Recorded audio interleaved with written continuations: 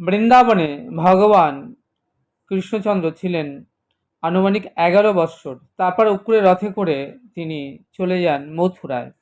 মথুরায় লীলা করেন 14 বৎসর এবং তারপর তিনি মথুরা থেকে বিশ্বকর্মাকে দিয়ে নির্মাণ করান দ্বারকায় সমুদ্রের মধ্যে এক অদ্ভুত নগরী, যার নাম দ্বারকাপুরী।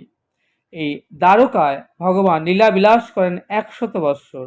দ্বারকা লীলায় শ্রী ভগবানের প্রধান রানী ছিলেন রুক্মিণী। রুক্মিণী ছাড়াও সত্যাবতী, জাম্ববতী, কালিন্দী, নাগনাজিতি, বৃন্দা, লক্ষণা, ভদ্রা এরকম মোট 8 জন প্রধানা রানী এবং আরও 16,100 জন পাঠরানী নিয়ে ভগবান দ্বারকার লীলা বিলাস করেন। 125 বছরের লীলা অন্তে শ্রী ভগবান স্বধামে গমন করেন। আমরা এখন ভগবানের সেই পূর্ণ পবিত্র লীলাভূমি দ্বারকা এসে পৌঁছেছি। 17 তারিখ বিকাল 4টে আমরা এসে পৌঁছেছি দ্বারকা। দ্বারকা আমরা এখান থেকে এখন রওনা হয়ে যাব দ্বারকানাথ টেম্পলের উদ্দেশ্যে। আমরা এখন এসে গেছি দ্বারকায়।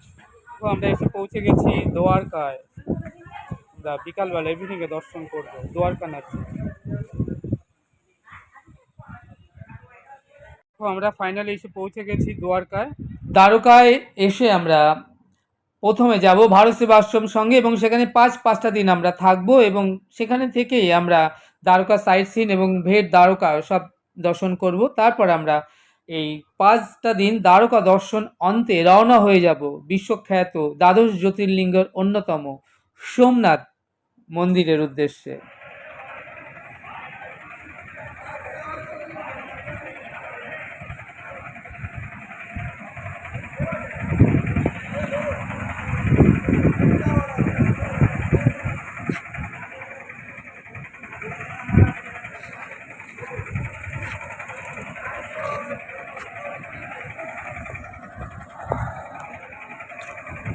আমাকে দেখছেন, আমি এখন দাঁড়িয়ে আছি দ্বারকা রেলওয়ে স্টেশনে।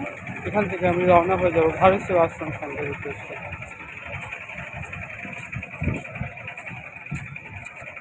দ্বারকা রেলওয়ে স্টেশনের সামনে দাঁড়িয়ে রয়েছি।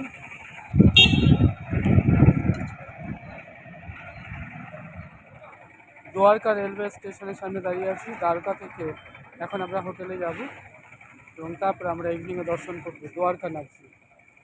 আমরা এখন এসে পৌঁছালাম বিকাল 4টের সময় দ্বারকা স্টেশনে।